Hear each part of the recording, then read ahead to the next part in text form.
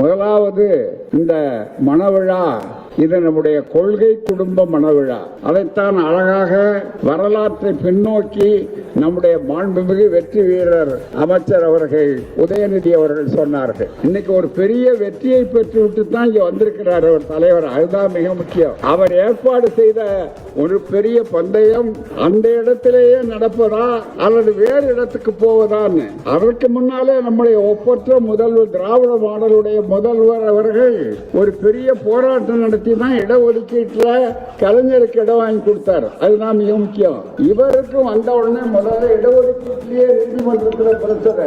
நீதிமன்றத்தில் அவரும் வெற்றி பெற்றார், இவரும் வெற்றி பெற்றார்.